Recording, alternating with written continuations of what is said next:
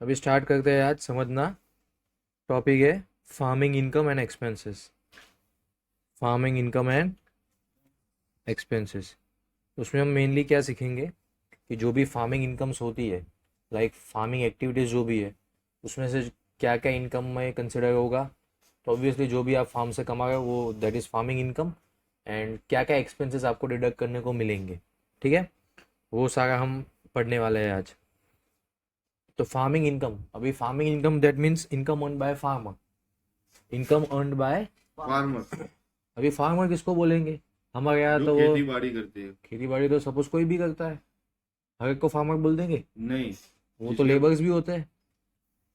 India में कैसा है कि उसके पास जो होता है दस्तावेज होता है, दस्तावेज होता है। पेढ़ियों से लिखा हुआ नाम। हाँ, लेकिन ऐसा नहीं है, वहां पे ये बोला मिलन है। भाई का अभी निकला। नाम नहीं बोलेंगे किसी को। मिलन भाई बहुत सारे मिलन भाई देव। होते हैं। सो उसके लिए एक डेफिनेशन पढ़ना पड़ेगा हमें, कि डेफिनेशन है वो qualified farmer. Now who is qualified farmer, मतलब जो भी क्वालिफाइड फार्मर होगा हम्म, उसको ये फार्मिंग के रूल्स अप्लाई हो गए सारे। ठीक है, so who is qualified farmer. Qualified farmer किसको बोलेंगे? यहाँ पे लिखा हुआ है कि इफ एटलीस्ट, यानी कि minimum, if minimum two third means 66.67%। If minimum 66.67% of gross income, of cross. Gross income is from farming. मतलब टोटल इनकम में से अगर 66%, यानी मतलब 66.67% आपका इनकम फार्मिंग एक्टिविटी से आ रहा है, then you are qualified farmer. Okay, so एक एग्जांपल लिखा हुआ है मैंने, वो देखते हैं। एग्जांपल क्या है? किसी एक इंसान की ग्रॉस इनकम दी हुई है। सपोज लो ये अब्दुल है, अब्दुल की ग्रॉस इनकम दी हुई है, उसको इंटरेस्ट मिल रहा है 3,000। तो इंटरेस्ट को फार्मिंग इनकम बोलेंगे क्या? नहीं। नहीं, डिविडेंड मिला है 500, that is also not farming income. Rental income है उसकी 41,500, ये फर्स्ट 3000 क्या है वो? टैक्सेबल इंटरेस्ट, इंटरेस्ट है, इंटरेस्ट इनकम, ब्याज। 3000। $3,000 या डिविडेंड इनकम है $500, रेंटल इनकम है 41,500। फार्म इनकम, फार्म इनकम में क्या लिखा हुआ है? Schedule F. मतलब जो भी फार्म इनकम हो आपको, उसको आपको कहाँ बताना होगा? Schedule F. कौन से फॉर्म में? 1040 फॉर्म में। कौन से फॉर्म में? 1040 में। 1040 में शेड्यूल एफ में आपको वो बताना होता है farm income. So this is farm income. Farm income कितनी है? 75,000। सो यहाँ पे मैंने लिखा है फार्म 75,000। ठीक है, और एक फार्म में कोई मशीनरी इक्विपमेंट होगा, उसको बेचा तो उसका गेन हुआ, और वो गेन कहाँ पे शो होता है? फॉर्म 4797। तो वो टोटल हुआ 5,000। तो देखो कैसे कैलकुलेट होगा कि 66% है कि नहीं। तो टोटल इनकम कितनी हुई इसकी? Total gross income 125। इन सारे लोग मतलब सारे अमाउंट्स को जोड़ोगे तो 125। और टोटल फार्म इनकम कितनी है? 80,000। 80,000। सो कितना परसेंटेज फार्म इनकम है? 65%। 65%। कैलकुलेट करिए।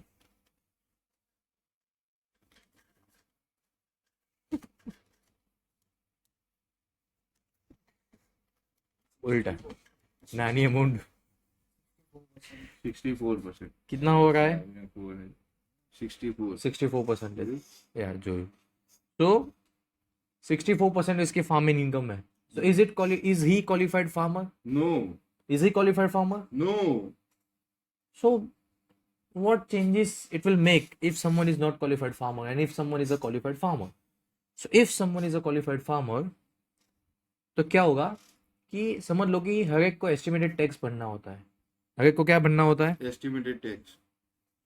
Estimated tax. और वो कैसे होता है? अगर आपका टैक्स $1,000 या उससे ज़्यादा का आ रहा है भरना, आपकी टैक्सेबल इनकम गिन ली टोटल, और उसमें कितना डॉलर आ रहा है टैक्स, टैक्स की अमाउंट बता रहा हूँ मैं, $1,000 या तो उससे ज़्यादा, तो आपको एस्टिमेटेड टैक्स भरना पड़ता है। अगर आप एस्टिमेटेड टैक्स नहीं भरते तो फिर आपको पेनल्टी। पेनल्टीज लगती है, या तो फिर इंटरेस्ट वगैरह लगता है। क्या लगता है? पेनल्टीज। स्पेलिंग गलत हो रहा है भाई पेनल्टी का। इंटरेस्ट और पेनल्टीज, PEN। पेनल्टीज है, या आई नो। पेनल्टीज कब आएगा? इंटरेस्ट और पेनल्टी जब आपका टैक्स अमाउंट 1000 या उससे ज़्यादा भरने का आ रहा है, लेकिन उससे कम है तो ठीक है, कोई टैक्स Estimated नहीं पेनल्टीज भरना नहीं होगा। भरना है, लेकिन पेनल्टीज वगैरह नहीं लगता है, नहीं भरोगे तो ठीक है, कोई बड़ी बात नहीं है। ये एस्टिमेटेड टैक्स भरना होता है, अगर नहीं भरोगे तो पेनल्टीज वगैरह लगेगी। ये एस्टिमेटेड टैक्स कब तक भरना होता है पता है? यू हैव टू पे this tax bye January 15, like next month की 15 तारीख तक। जब भी आपका टैक्सेबल ईयर खत्म हो, जनरली यूएस में टैक्सेबल ईयर कौन सा होता है? Calendar year. 1 क्या होता है? जनवरी से calendar year, Year. Which is Jan to December, like 1 January to 31 December। तो ये जब कैलेंडर ईयर खत्म होगा उसके 15 डेज में, that means January 15 of next year, तब तक आपको एस्टिमेटेड टैक्स भर देना होता है पूरा। नहीं भरोगे तो इंटरेस्ट और पेनल्टीज लगेगी, ठीक है। तो ये है general estimated tax payment rule, ये है जनरल, Estimated tax ये जनरल रूल है। ये सी फार्मिंग इनकम पढ़ रहे हैं, इसका मतलब ये नहीं है कि सिर्फ फार्मिंग इनकम का ही पढ़ेंगे। ये देखो, ये जनरल रूल है, ये आपको भी समझ आ गया होगा कि ये फार्मिंग इनकम तो क्या, कोई भी इनकम में हो आप, like you are IT consultant, or you're doing a business, or you're running a grocery store, you're running gas station, then also these rules applies to you. Like you have to pay estimated tax by 15 January if your tax payment is more than 1000. If your tax payment is less than 1000, then you don't have to worry, because you're not going to, because IRS is not going to levy taxes on you. Like taxes, not, they will not levy penalties and interest on you. So you are like, you can be good. Okay. So estimated tax वो general rule है, लेकिन एक special rule है। क्या है भाई? Special rule भी है, किसके लिए? क्यूएफ मतलब क्वालिफाइड फार्मर्स। क्वालिफाइड फार्मर्स के लिए स्पेशल रूल है एस्टिमेट टैक्स पेमेंट करने के लिए, कि अगर आपको पता हो कि अगर आपका वेजिस वगैरह आ रहा है, वेजिस मतलब कहीं से आपको सैलरी मिल रही है, तो वो इंसान आपको W2 फॉर्म देगा। वो W2 फॉर्म में क्या रहता है पता है? आपकी सैलरी इस लेटर से 100,000 है, उसमें समझ लो कि 15% टैक्स डिडक्ट हुआ है, लाइक हमारे यहाँ जैसे TDS होता है। सो 15,000 उसने काट लिया है, लाइक, तो वो फिर 15 नहीं, लेटेस्ट राउंड ऑफ रखते हैं 10%, तो 10,000 उसने काट लिया है, तो वो आपको देगा कितना नेट? 90,000। और ये सब चीज़ें लिखी हुई होती है W2 फॉर्म में, कितना टैक्स कटा है, कितना ग्रॉस सैलरी था, वो सब। तो ये जो 10,000 है उसको क्या बोलेंगे? विदहोल्डिंग। उसको क्या बोलते हैं? withholding. विदहोल्डिंग, कि ऑलरेडी आपका इतना टैक्स कट चुका, ठीक है। तो अगर स्पेशल रूल क्या है क्वालिफाइड फार्मर के लिए, कि इफ, पहले तो आप क्वालिफाइड फार्मर होने चाहिए। अगर आप क्वालिफाइड फार्मर हो, क्वालिफाइड फार्मर किसको बोलेंगे? जिसका 66.67% यानी कि 2/3 ऑफ इनकम कहाँ से आ रहा है? फार्म से, Farm. Of total gross income, ठीक है। Then you are qualified farmer, and if you are qualified farmer, तो आपके लिए स्पेशल एस्टिमेटेड टैक्स पेमेंट करने के लिए रूल्स बनाए गए हैं, कि अगर आप जो भी कमाए, और फार्मर्स को क्या होता है? कुछ क्रेडिट्स मिलती है, फार्मर्स को क्या होता है? कुछ Credits. क्रेडिट्स मिलती है, टैक्स क्रेडिट्स। तो अगर आपका टैक्सेबल वैल्यू, लाइक आपको समझ लो कि आपको टैक्स भरना आ रहा है टोटल 10,000, कितना टैक्स भरना आ रहा है टोटल? 10,000. 10,000 नहीं, थोड़ा ज़्यादा ले लेते, बिकॉज 10,000 तो सिर्फ वेजेस से ही हो गया। लेट अस से 25,000 कितना आ रहा है? 25,000. और आपको टैक्स क्रेडिट मिली हुई है 5,000, ठीक है। टैक्स कितना विदहोल्ड हुआ आपका? 10,000। क्रेडिट कितनी मिली आपको? 5,000। तो ये टोटल कितना हो गया आपका? 15,000 आपका ऑलरेडी टैक्स बच चुका है, मतलब ऑलरेडी टैक्स कट चुका है, या तो फिर आपको क्रेडिट मिली है 15,000 की, ठीक है। अभी टोटल टैक्स भरना कितना आ रहा है? 25। विदहोल्डिंग, और ये कितने परसेंटेज है इसका? ये कितने परसेंटेज है? तो कैसे गिनेंगे? 15 डिवाइडेड बाय 25, 40%. 60%। कितना आया? तो मतलब जितना टैक्स आपको भरना आने वाला है, उसका 60% तो, ऑलरेडी कट चुका है, ऑलरेडी हमने गवर्नमेंट को दे ही दिया, IRS को, तो 60% दे दिया है। लेकिन अगर ये अमाउंट 66.67% होती अगर, तो आपको कोई एस्टिमेटेड टैक्स भरना नहीं है। फॉर एग्जाम्पल 15,000 विदहोल्डिंग को क्रेडिट मिलके है, और आपको टोटल टैक्स भरना आ रहा है सिर्फ 20,000। टोटल टैक्स कितना आ रहा है भरना? 20,000। 20,000। तो ये कितना परसेंटेज हुआ? 15 divided by 20, so it is 75%। तो टोटल टैक्स क्रेडिट और विदहोल्डिंग कितना हो चुका? 75, which is obviously more than 2/3, which is more than 2/3। तो यू आर रिक्वायर्ड टू पे नो एस्टिमेटेड टैक्स। आपको एस्टिमेटेड टैक्स भरना ही नहीं है। कब? जब आपका टोटल टैक्स, 66.6 ये जो विदहोल्डिंग और टैक्स क्रेडिट मिली वो कितना होना चाहिए? 66.67 से अगर ज़्यादा है टोटल टैक्स का परसेंटेज की बात है, then you don't have to pay any estimated taxes. No interest, no penalties will be levied on you. ये हो गया, ठीक है। लेकिन अगर फर्स्ट केस की बात करें तो हमारा सिर्फ कितना होता था? 60%। तो आपको क्या लगता है, इसको एस्टिमेटेड टैक्स भरना पड़ेगा कि नहीं भरना पड़ेगा? भरना पड़ेगा। आपको समझ आ रहा है धवल भाई? ओके। ये जो 15,000 है उसमें वो विड्रॉल का और क्रेडिट दोनों में का से मिला के या दोनों गिनना है। सिर्फ अगर क्रेडिट और कुछ नहीं मिला है तो जीरो, अगर विदहोल्डिंग कुछ नहीं है तो उसका जीरो, सिर्फ क्रेडिट का गिनने का। मतलब अगर दोनों है तो दोनों गिनेंगे, कोई भी एक है तो कोई एक ही गिनेंगे। लेकिन अगर ये सिर्फ 60% हुआ एस्टिमेटेड टैक्स भरना पड़ेगा। तो एस्टिमेटेड टैक्स भरना पड़ेगा। लेकिन एक और ऑप्शन दिया है कि 2023 में, क्या सपोज अभी 24 चल रहा है, ठीक है, तो समझ लो, नहीं 23 का लास्ट रिटर्न हो गया ना, अभी 23 में आपका कितना हुआ? 60% ऑफ, कहने से 25,000 का आपको टैक्स भरने का आ रहा था, उसमें से 15,000 आपका विदहोल्डिंग और क्रेडिट है, तो 60% हुआ। लेकिन 2022 में क्या था पता है? आपको सिर्फ 10,000 टैक्स भरना था। कितना टैक्स भरना था? 10,000। कितना टैक्स भरना था? 10,000। उसका 100% कितना होता है? 10,000। तो क्या आपका ये विदहोल्डिंग, क्या आपका ये विदहोल्डिंग 100% ऑफ प्रीवियस ईयर है? हाँ है ना। ऊपर से ज़्यादा है।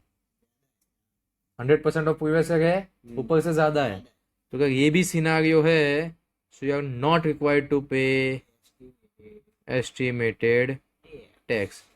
This we are learning for farmers point of view, okay. Qualified farmer, अगर आप क्वालिफाइड फार्मर हो, आपका विदहोल्डिंग और क्रेडिट 66.67% है ऑफ टोटल टैक्स पेएबल, तो आपको नहीं भरना है।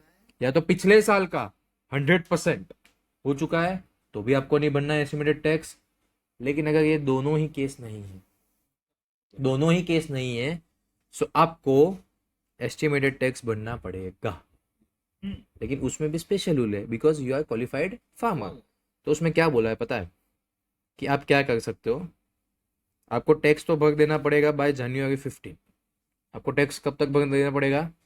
बाय जनवरी 15, मतलब कोई अलग नहीं है।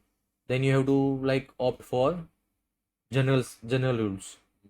अगर ये सब नहीं है तो आपको कौन से रूल अप्लाई होगे? जनरल रूल्स अप्लाई होगे। समझ आ गया एस्टिमेटेड टैक्स का? एस्टिमेटेड टैक्स हमने क्यों पढ़ा? बिकॉज क्या होता है ना कि एस्टिमेटेड टैक्स कैसे गिना जाता है? तो कहना है इसे इनकम माइनस डिडक्शंस यानी एक्सपेंसेस, वो आपको क्या मिलेगा? प्रॉफिट, विच इज मोर और लेस टैक्सेबल इनकम, राइट। तो टैक्सेबल इनकम पे ही क्या लगता है? टैक्स। तो वो टैक्स कैसे गिना जाता है और लाइक कब we are liable to pay estimated tax और नो, वो हमने समझा। अभी हम मेनली समझेंगे ये डिडक्शंस कि कौन से एक्सपेंसेस हमें क्लेम करने को मिलते हैं, लाइक जिससे हमारी इनकम कम हो जाए। क्लियर? ओके, समझ में आ गया? जी सर। या तो वन बाय वन हम फार्म बिजनेस एक्सपेंसेस स्टार्ट करेंगे पढ़ना। क्या अभी क्या स्टार्ट कर रहे हैं हम? Farm business expenses. वे आप लोगों को क्या करना है एक बात बताऊं मैं, ये आपने समझ लिया। आप इसमें से देख के इस हिसाब से भी नोट्स बना सकते हो, या तो फिर आप अपनी लैंग्वेज में बना सकते हो या अपनी इंग्लिश में बना सकते हो, जैसे भी आपको इंग्लिश आती है टूटी फूटी या बहुत अच्छे से। Then you can make notes according to your will, जिससे आपको समझ आए। वीडियो तो देखना है, वीडियो देख के आपको समझ आने ही वाला है। लेकिन if you want to prepare your own notes, और मैं तो सजेस्ट करूँगा कि बनानी ही चाहिए। तो देन बनाओ अपने हिसाब से, अपनी लैंग्वेज में बनाओ, अपनी इंग्लिश में बनाओ, नो इश्यूज़। भी वन बाय वन एक्सपेंसेस की बात करेंगे कि कौन से एक्सपेंस डिडक्ट करने को मिलेंगे, कौन से नहीं मिलेंगे, ठीक है। सो फार्म बिजनेस एक्सपेंस, सबसे पहले बात करते हैं like petrol expense, gas expense. उसको जनरल सेंस में बोलेंगे माइलेज। क्या बोलेंगे? माइलेज। एक तो क्या होता है कि आप जितना भी पेट्रोल एक्सपेंस हुआ वो सीधा ही डिडक्ट कर लो। या तो दूसरा ऑप्शन क्या होता है कि आप अपने किलोमीटर्स नोट करो। क्या नोट करो? किलोमीटर। किलोमीटर्स या तो फिर माइल्स, जो भी चलता है, ठीक है, वहाँ पे जनरली किलोमीटर्स है या तो माइल्स, जो भी हो। सो ये माइल्स आप नोट करो कि कितने माइल्स आपने गाड़ी चलाई। हमारे यहाँ जैसे किलोमीटर है वैसे माइल्स होता है, तो कितने माइल्स आपने गाड़ी चलाई। जितने भी माइल्स आपने गाड़ी चलाई होगी उसका क्या बोलते हो कि 65.5 सेंट, इतना आपको डिडक्शन मिलेगा। कितना? 65.5 सेंट पर पर माइल। पर माइल मतलब आप समझ लो कि आपने 1000 माइल गाड़ी चलाई तो मल्टीप्लाई बाय 65.5, और आपको पता होगा कि 100 सेंट मतलब 1 USD, $1। सो अगर आपने 1000 माइल कार चलाई है, सो 1000 मल्टीप्लाई बाय 65.5, तो क्या होगा, डिवाइडेड बाय 100 करना पड़ेगा टू गेट इनटू डॉलर। तो आपको 655 USD डिडक्शन मिलेगा of automobile, like petrol expense, convenience expense.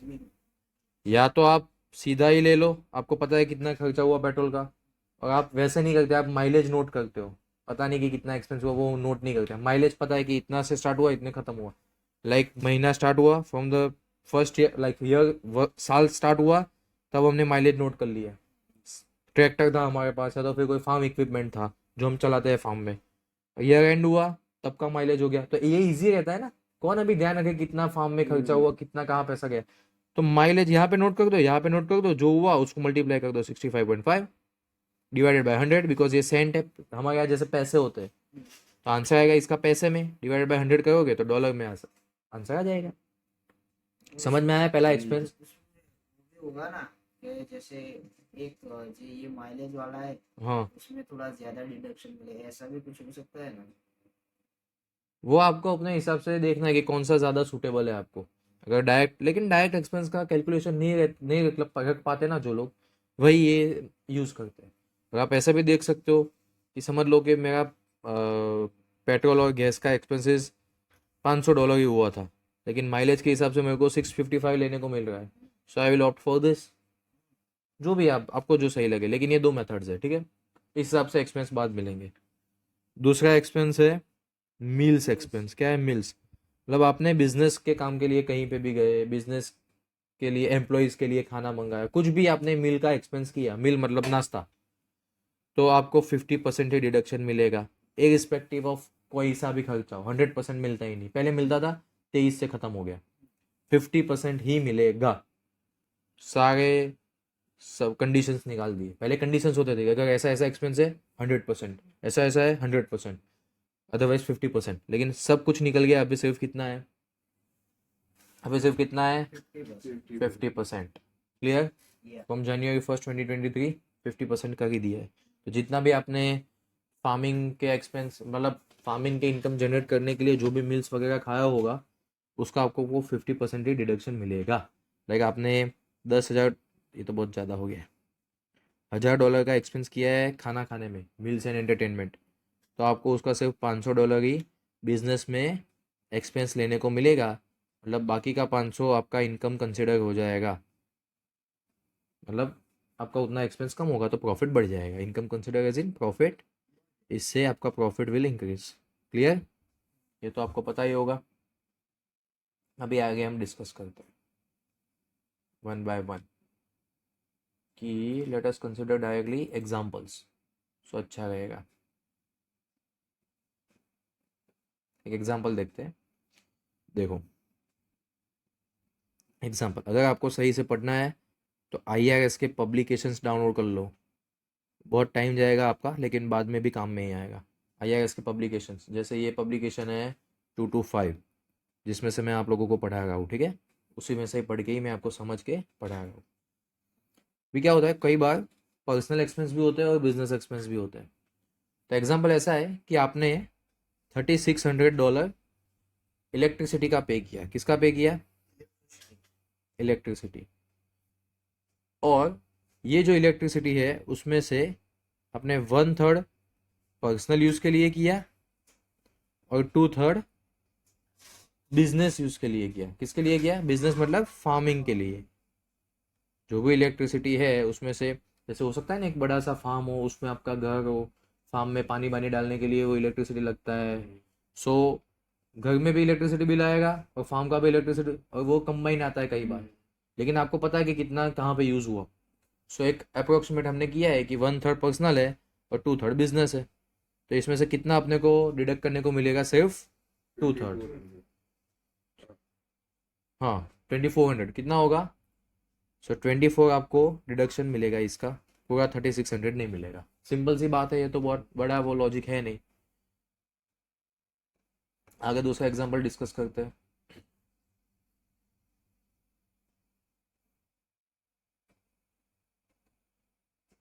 चलो एक एग्जांपल बढ़िया सा देखते हैं, ठीक है। दूसरा एग्जांपल से समझ में अच्छे से आता है। मतलब ड्यूरिंग 2023 में आपने क्या किया? फर्टिलाइजर बाय किया। क्या बाय किया? फर्टिलाइजर। आपने बाय किया फर्टिलाइजर। फर्टिलाइजर बाय किया वर्थ $40,000। फिर आपने बाय किया फीड। फीड का मतलब जो गाय भैंस को हम खाना डालते हैं उसको फीड बोलते हैं। वो आपने बाय किया $10,000। फिर आपने बाय किया सीड। सीड किसको बोलते हैं? बीज, दाने। वो आपने बाय किया $5,000 का। For use on your farm in the following year, मतलब फॉलोइंग ईयर। ये आपने 23 में बाय किया। क्यों? क्योंकि आपको 24 में इसका क्या करना है भाई? इसका यूज होगा 24 में। सो ये हमने अभी से ही बाय कर लिया। तो ये जनरल, ये एक्सपेंस किस साल का हुआ? 24 का या 23 का? 24 के लिए खरीदा है लेकिन हमने। तो इसका इन्वेंट्री में तो पड़ा ही रहेगा ना। इन्वेंट्री में भले ही पड़ा रहेगा, लेकिन ये है किस चीज के लिए, खर्चा कौन तो से इस साल साल- के लिए? खर्चा तो बस 24 के लिए है, पर खर्चा तो इस साल हो गया। तो अकाउंटिंग मेथड होती है, अगर आपको पता है, हाँ, दो मेथड्स होती है। कौन कौन कैश सी? या accrual। कैश या accrual, अक्रूवल। तो अक्रूवल बेसिस क्या बोलता है पता है? कि ये कौन से साल का खर्चा है। 24 का। तो आपको ये 24 में ही खर्चा मिलेगा। लाइक आपको कॉस्ट ऑफ गुड सोल्ड तो नहीं बोल सकते, परचेज जो भी है, सप्लाईज, ये आपको 24 में ही डिडक्ट लेना चाहिए। कितना है देखो, 40 और 10 50, 55,000। ये आपको 24 में लेना चाहिए, 23 में लेना ही नहीं चाहिए। अक्रूवल मेथड ये बोलता है। कैश मेथड क्या बोलता है जनरली, जनरल सेंस में? ये लो। ये 55 आप इसी साल क्लेम कर लो, भले ही अगले साल के लिए प्रीपेड किया है आपने, प्रीपेड एक्सपेंस बोला जाएगा इसको। लेकिन और अदर अदर डिडक्टेबल जो भी एक्सपेंसेस है, ये तो इतना था ही। और अदर एक्सपेंसेस 2023 के इट वॉज 100,000। कितना था ये? वो कितना था? 100,000। तो क्या बोला कि देखो, ये क्लियर है कि ये प्रीपेड एक्सपेंसेस है, बिकॉज क्लियरली बोल चुके हैं वो लोग कि ये 2024 के लिए है। और उसके अलावा फार्म एक्सपेंसेस कितने हुए हमारे? 1 लाख। तो इसका 50% देखो, अगर आप अक्रूवल मेथड फॉलो कर रहे हो तो ये तो जाएगा 24 में ही, कुछ भी बाद नहीं मिलेगा, कुछ भी डिडक्शन नहीं मिलेगा। लेकिन if you are following cash method और आप ऐसा सोच रहे हो कि सारा एक्सपेंस इसी साल ही ले ले, क्लेम कर ले, प्रॉफिट कम कर ले, टैक्स नहीं आएगा, तो आप गलत सोच रहे हो। वो क्या बोल रहा है कि इसका 50% कितना होता है? अदर अदर प्रीपेड एक्सपेंसेस के अलावा, प्रीपेड एक्सपेंसेस के अलावा आपने कितना खर्चा किया? 100,000। 100,000। तो इसका 50% कितना होता है? 50,000। 50,000। तो आपको मैक्सिमम, जितना भी आपने प्रीपेड एक्सपेंस किया होगा, लेकिन आपको मैक्सिमम कितना एक्सपेंस बाद मतलब डिडक्शन मिलेगा? सिर्फ 50,000। तो इस साल मतलब 2023 में मेरे को समझ लो कि मेरी इनकम, ग्रॉस इनकम 200,000 है। तो कितना एक्सपेंस मेरे को डिडक्ट करने को मिलेगा? 155 के 150? समझ रहे हो क्वेश्चन? मेरी 2,000 इनकम है, एक्सपेंसेस कितने हैं? एक तो हो गए मेरे 100,000 जनरल फार्म एक्सपेंसेस, दूसरे है मेरे प्रीपेड एक्सपेंसेस, वो कितना मिलेगा? 55 या सिर्फ 50? तो ये प्रोविज़न बोलता है कि आपको अदर एक्सपेंसेस का मैक्सिमम 50% ही मिल पाएगा। प्रीपेड एक्सपेंस जो भी आपने किया होगा पूरा नहीं मिलेगा, इसका सिर्फ 50% मिलेगा कोई भी मैक्सिमम। मेथड के लिए। कोई भी मेथड के ना, कोई अक्रूवल मेथड में तो ये चला आएगा ही नहीं ना। अगर अक्रूवल मेथड है ये तो चला जाएगा अगले साल, लेकिन if you are using cash method then आपको ये फॉलो करना पड़ेगा। और उससे क्या होगा कि ये एक्सपेंस जो 55 हुआ वो 55 नहीं मिलेगा, सिर्फ कितना मिलेगा 50,000। तो कितना होगा हमारा टैक्सेबल इनकम 50,000। टैक्सेबल इनकम कितना होगा हमारा 50,000। 2 लाख में से 1 लाख और 50,000 डिडक्ट करें तो हमारा टैक्सेबल इनकम कितना आएगा 50। 50,000। 50,000। तो ये बाकी का 5,000 का क्या करेंगे अगले साल, मतलब 24 में डिडक्शन लेंगे। सिंपल, समझ में आ गया। भले ही आप कैश मेथड फॉलो करो, आपको अदर फार्म एक्सपेंस का सिर्फ 50% ही इस साल मिलेगा, ये मैक्सिमम लिमिट है। अक्रूवल मेथड फॉलो करोगे तो ये तो मिलने ही वाला नहीं है, अगले साल ही जाएगा, बिकॉज खर्चा जिस साल का है उसी साल बुक होता है। समझ में आया? Okay great. लेकिन इसके भी कुछ एक्सेप्शंस है।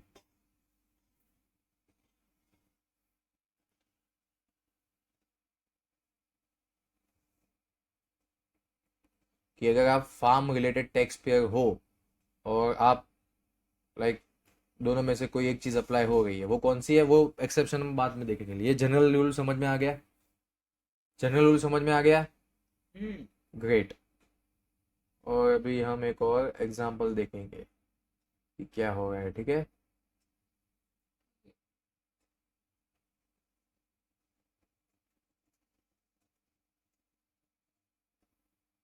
ये बहुत डिटेल में है, हमें इतना डिटेल में तो जाना ही नहीं है, लेकिन फिर भी जितना हो सके उतना we are going into detail. इसमें इतना याद रखो कि इसमें एक्सेप्शन है कि तभी आपको ये 50% वाला रूल नहीं लगेगा, आप 100% क्लेम कर सकते हो। वो एक्सेप्शन क्या है वो भी चलो देख ही लेते हैं। चलो एक्सेप्शन क्या है इसके कि कब आपको 50% रूल नहीं देखना है, मतलब आपको 100% डिडक्शन मिल ही जाएगा। कब? पहली कंडीशन ये है कि कोई अनयूजुअल सर्कमस्टांसेस हो गए, मतलब समझ लो बाढ़ आ गई, या तो फिर जल गया सब कुछ जल गया, या तो फिर कुछ कीड़े आके, कुछ अनयूजुअल सर्कमस्टांसेस हो गया, उस केस में आपको मोर देन 50% लेने को मिलेगा, मतलब ये रूल अप्लाई नहीं होगा। दूसरा क्या बोला है कि पिछले 3 साल में, मतलब पिछले 3 साल में आपका एक्सपेंस, पिछले 3 साल में आपका एक्सपेंस 50% से नीचे ही था। ये टोटल फार्म एक्सपेंस का, मतलब हर बार जो भी फार्म एक्सपेंसेस होते थे अदर फार्म एक्सपेंस, वो कितना था पिछले 3 साल से 50% से नीचे। पिछले 3 साल में 50% से नीचे, तो फिर आपको ये रूल अप्लाई नहीं होगा। लेकिन उसके लिए आपको क्या बनना पड़ेगा? तो उसके लिए आपको होना पड़ेगा फार्म रिलेटेड टैक्स पेयर। क्या बोलते हैं? फार्म रिलेटेड टैक्स पे। Related tax pair. अभी फार्म रिलेटेड टैक्स पेयर किसको बोलते हैं? जिसका जो मेन घर है वो फार्म लैंड पे हो, मतलब जो नहीं होते वहीं पे रहते हैं वहीं पे काम करते हैं, वो मेन घर कहाँ पे हो? फार्म लैंड पे, और उसका मेन एक्टिविटी भी क्या हो? फार्मिंग। और तीसरा, ये टेस्ट उसका फैमिली का कोई भी मेंबर फॉलो करता हो, लाइक मैं भले ही बाहर रहता हूँ लेकिन मेरे मम्मी पापा वहीं पे रहते हैं, then also I am farm related tax payer. मतलब फैमिली को भी ये टेस्ट फॉलो करना पड़ेगा। समझ में आ गया कि फार्म रिलेटेड टैक्स पेयर क्या होता है? कोई भी एक रूल आपने फॉलो कर लिया इन तीन में से, क्या है? पहला, आपका होम फार्म लैंड पे हो। दूसरा, मेन एक्टिविटी आपकी फार्मिंग हो। तीसरा, आपकी फैमिली में से कोई भी ये दोनों कंडीशन में से कुछ फॉलो करता हो। और ये फैमिली में क्या क्या आएगा?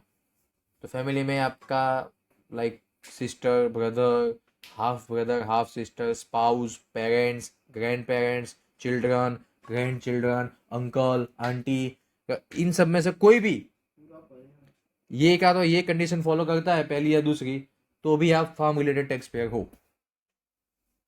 ये बेसिक था, क्लियर? ये आगे आगे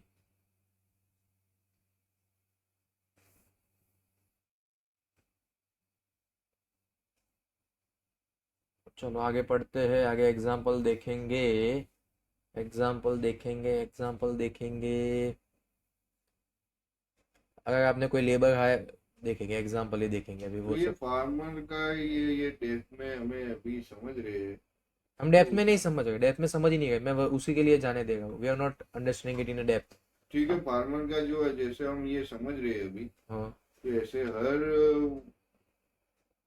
टाइप के इंडस्ट्री इनकम पे अपन समझेंगे। नहीं, तो हर टाइप में, कैसे समझेंगे? हर टाइप में होता ही नहीं है, क्योंकि मेन क्या होता है, एक बिजनेस होता ये है, फार्मर का तो मैं समझ गया कि ये वो स्पेशल होता है, प्रोफेशनल क्योंकि हर कंट्री में समथिंग फार्मिंग इज डिफरेंट अ, हाँ, डिफरेंट थिंग, उसको स्पेशल एडवांटेजेस देने ही पड़ता देने है, ही पड़ेंगे। ऐसा सब कुछ होता है।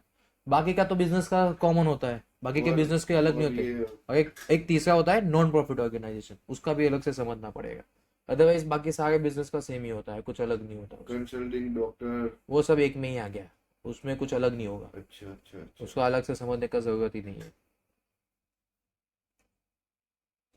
तो इसके बाद वही देख लेंगे। हाँ, लेकिन ये फार्मिंग का तो समझ ले। हाँ मतलब वो तीनों साथ में हो तो तीनों सेट हो जाए दिमाग में। कौन से तीनों साथ? ये अभी फार्मिंग का हो गया, हाँ, फिर ये जो नेचुरल अदर बिजनेस, हाँ। तीसरा कौन क्या से बोला अदर आपने? बिजनेस? आपने बोला ना ये डॉक्टर वॉक्टर ये वाले। वो सबका अलग नहीं होता, कुछ उसका कॉमन ही होता है। जो कॉमन होता है ना वो पढ़ना है भैया। हाँ, तो कॉमन ही पढ़ेंगे ना, लेकिन ये भी जरूरी है पढ़ना। नहीं नहीं, ये पढ़ने के बाद नेक्स्ट जॉब वही लेंगे, मैं यूँ बोल रहा हूँ। तो फिर हमारे भेजे में थोड़ा सेट हो जाए। है ना, वही वही सही है, वही पढ़ेंगे, डोंट वरी। फिर चलो इसके बाद एक एग्जांपल देखते हैं, और कि आपने एक लोन ली, आपको कोई क्वेश्चन है, बताओ नहीं नहीं कि आपका हो गया है, लिमिट आ नहीं गया नहीं है, नहीं नहीं, लिमिट किलोमीटर तो खत्म नहीं, हो गए लिमिट क्या? तो बहुत है पर चाहे एक बार मिल जाए तो अच्छा है। तो ये वीडियो में पॉज करूँ? नहीं नहीं नहीं नहीं, ये पहला टॉपिक पहला क्लोज करो। टॉपिक तो क्लोज कहाँ होगा भाई? नहीं नहीं, वो ठीक है, पहले। एग्जांपल देखते हैं, हाँ, चलो। आपने कोई लोन ली, क्या लिया आपने? लोन और ली। वो जो लोन ली, वो सिक्योर्ड लोन है, और उसमें आपने सिक्योरिटी के तौर पर क्या दिया है आपका, any property which is used in farming business. क्या किया आपने? एनी प्रॉपर्टी विच मतलब इज़ यूज्ड इन ट्रैक्टर खेतर farming business, tractor, farm land, farm land land, building वहाँ पे कुछ भी बनाई हो वो इक्विपमेंट्स। सब। भाड़े आगे। और वो जो लोन ली, उसका यूज़ आपने पर्सनल यूज़ के लिए किया है, पर्सनल यूज़ लोन है वो, तो फिर उसका इंटरेस्ट आपको फार्मिंग बिजनेस के अगेंस्ट में लेने को मिलेगा कि नहीं मिलेगा? नहीं मिलेगा ना। ऐसे तो नहीं मिलेगा, फिर नहीं ये तो ही सच मिलेगा, नहीं ही मिलेगा। You have to follow ethics, because ये लोन का प्रोसेस का यूज किसके लिए हुआ? फार्म के लिए, पर्सनल यूज। पर्सनल यूज के लिए। फार्म का तो सिर्फ प्रॉपर्टी सिक्योरिटी में दिया है, यूज तो क्या हुआ? पर्सनल। पर्सनल, तो आपको वो उसका इंटरेस्ट का डिडक्शन मिलने वाला नहीं है। नहीं है। समझ में आ गया? बोलो हाँ। हाँ, हाँ, चलो एक और एग्जांपल देखते हैं, इंश्योरेंस एक्सपेंस। क्या देखते हैं भाई? Insurance expense. इंश्योरेंस एक्सपेंस, ये सब समझना जरूरी है धवल भाई। नहीं नहीं, जरूरी तो है ही। ऐसा नहीं है कि ये नहीं समझते, फार्मिंग का कहाँ हमें काम आने वाला है, आपको क्या पता? 4 MCQ आ गए तो 4 MCQ फार्म के आ गए, MCQ जाने तो उसके बाद भी उसके 4 बाद क्लाइंट आ गए, तो फिर हमें ऐसा थोड़ी बोल सकते कि कि हमने नहीं तो वो हमें नहीं स्किप पता, किया था, हमें वो नहीं हमें पढ़ा था। पता है। या इंश्योरेंस एक्सपेंस, सो समझ लो कि जून 29 को, कब? जून 29 को 2023, ठीक है, आपने $3,000 पे प्रीमियम पे किया। क्या पे किया? प्रीमियम। आपके फार्म के, या आपने जो उगाया है उसके इंश्योरेंस के लिए, ठीक है। ठीक है। और वो जो पॉलिसी है वो 3 साल की है, कितने साल की है? 3 साल Yes. 3 years, मतलब कहना इसे 28, 2023 26 से 4, 5 और 6, मतलब 26 कब तक? 28 जून 26। जुलाई 1, या तो जुलाई, जून 30 भी बोल कैसे सकते जुलाई हैं 1, 29 जून को लिया था भाई। तो जून 28 29 को लिया तो खत्म करेगा जून 28 को, जून 28 2026 तक ये पॉलिसी चलेगी, 2026 तक। प्रीमियम तो आज ही पे कर दिया 3,000, तो कैन आई से I have paid advance premium? It is prepaid premium. Yes. Okay. और क्या बोल रहा है कि जून मतलब जुलाई अगस्त सितंबर, जून तो खत्म ही होगा 29 को लिया, तो जुलाई अगस्त सितंबर अक्टूबर नवंबर दिसंबर, मतलब हमने तो 6 महीने का ही प्रीमियम दिया ना 23 के लिए. तो 6 महीने का प्रीमियम आता है समझ लो 500. कितना आता है 500 भाई? 3,000 है, 3 साल का 1,000, आधे साल का 500. क्या गिनना है भाया? भाया क्या भाया? 1200 होता है. तो इंश्योरेंस का एक्सपेंस 500 मिलेगा 2023 में, बाकी का जाएगा 24, 25 एंड 26 में. ठीक है, यहाँ तक रखते हैं, बाकी का नेक्स्ट लेक्चर में डिस्कस करेंगे. Thank you so much. Like share and subscribe. Bye. जय हिंद.